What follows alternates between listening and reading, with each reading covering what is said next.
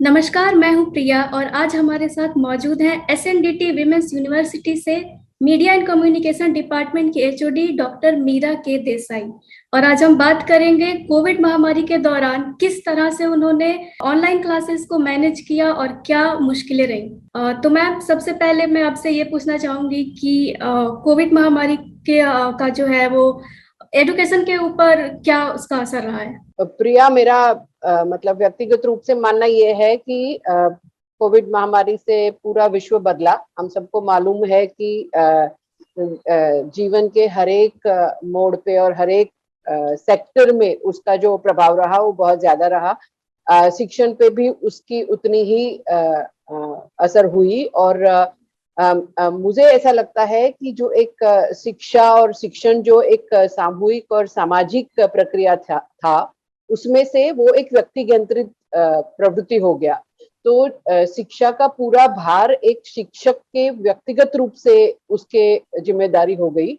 और एक आभासी क्लासरूम बनाने से लेके साहित्य पहुंचाने से और मूल्यांकन से और सारी प्रक्रिया को एक शिक्षक को व्यक्तिगत रूप से करना पड़ा। तो मैम, मेरा जो अगला सवाल यह है कि जो ऑनलाइन क्लासेस को पहले जो ऑफलाइन चल रहा था, फिर उसको ऑनलाइन ले जाने में जो सबसे हार्डेस्ट पार्ट था या जो सबसे चैलेंजिंग क्या रहा। ऑनलाइन क्लास का सबसे बड़ा जो चैलेंज रहा शिक्षक के लिए वो ये था कि आप जिनसे बात कर रहे थे उसको आप देख नहीं पा रहे थे, आप उनको मिले नहीं हैं। हमारे बहुत सारे जो मास्टर्स के विद्यार्थी थे उनको हमने पहले कभी देखा ही नहीं था, पहले हम उसको मिले नहीं थे, हमें उसके बारे में कुछ पता नहीं था। और जिस तरह से पूरी व्यवस्था को आभासी रूप में लगाना पड़ा, ऑनलाइन लगाना पड़ा, उस प्रक्रिया में ऐसा समय नहीं था कि आप छात्र के साथ उतना समय बिताए जो फिजिकल रूप से संभव होता है।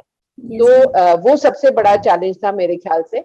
और हम शिक्षक हैं और एक शिक्षक व्यवस्था के भाग हैं और एक शिक्षक व्यवस्था है वो चल रही है। ये जो चलाने की जो चैलेंज थी वो सबसे बड़ी थी, क्योंकि सब लोग व्यक्ति हो गए हैं।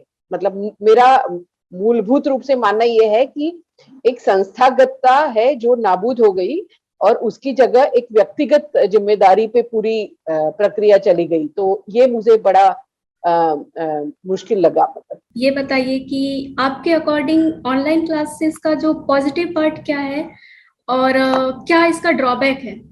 अगर आप पूछ रहे हैं कि ऑनलाइन प्रक्रिया का सबसे बड़ा चैलेंज या मुश्किल ये था कि मुझे सबसे बड़ा लगता है इंफ्रास्ट्रक्चरल और कनेक्टिविटी चैलेंजेस। बिकॉज माँ बाप को, बच्चों को और शिक्षकों को और इवन संस्थाओं को जो कनेक्टिविटी और इंफ्रास्ट्रक्चर पर खर्चा करना पड़ा वो सबसे ज्यादा मुश्किल भाग था, क्योंकि उस तरह से हमारी जो प्रक्रियाएं हैं वो उस तरह से बनी हुई नहीं है। दूसरा सबसे ज्यादा मुश्किल ये था कि जो एक एडिशनल सपोर्ट लगता है। बिकॉज हम जब अभी हम जिस तरह से शिक्षा को देख रहे हैं तो हमें लगता है कि लेसन्स बच्चों को भेज दिए गए, वो वीडियो देख लेंगे, वो एमसीक्यू के जवाब दे देंगे तो शिक्षा हो गई।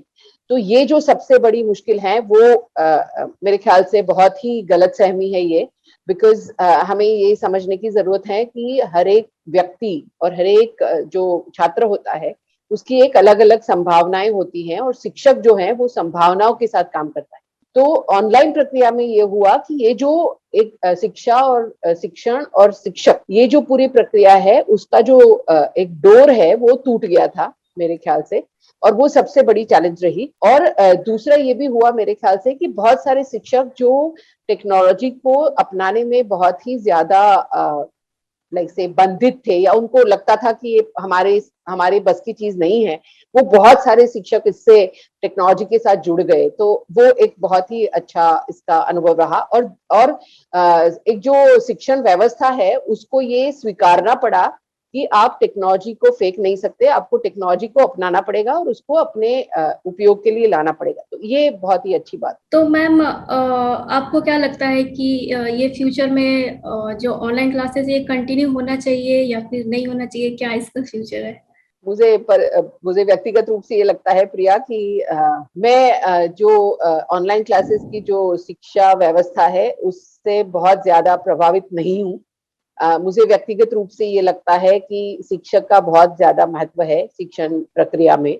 मैं खुद एक शिक्षक हूँ और मुझे लगता है कि हम जब बच्चों के साथ काम करते हैं तो जो प्रक्रिया हो रही है वो दिखती नहीं है, बहुत ही नॉन टेंजिबल एक जो प्रक्रिया है वो सिखाने की और सीखने की प्रक्रिया है। ऑनलाइन में ये है कि पूरी सीखने की जिम्मेदारी है वो लर्नर के ऊपर है, छात्र के ऊपर है।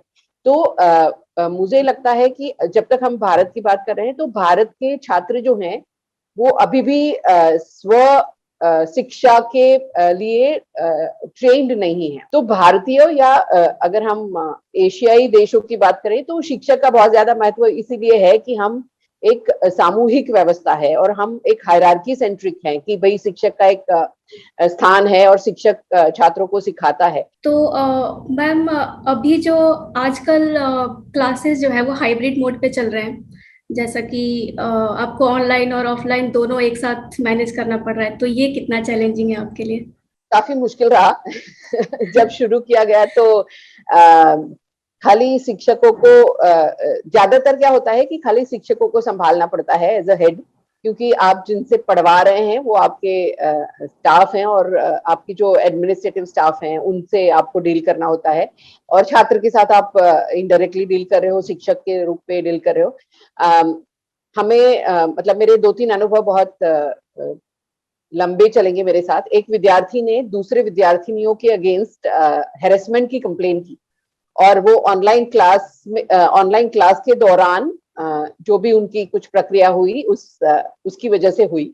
और मेरे लिए वो बहुत मुश्किल था क्योंकि मैंने पहले ऐसा कोई केस हैंडल किया नहीं था कि भाई ऑनलाइन हेरेसमेंट कैसे होती है, जबकि एक विद्यार्थी के अगेंस्ट बाकी की पूरी बैच थी और उन्होंने कहा कि ये सब मुझे परेशान कर रहे हैं और उन्होंने मेरे अगेंस्ट एक ग्रुप बनाया है और ऐसा हो रहा है वैसा हो रहा है और जो भी हुआ और मुझे उनके पेरेंट्स को इन्वॉल्व करना पड़ा और पूरी मतलब मेहनत चली उसमें।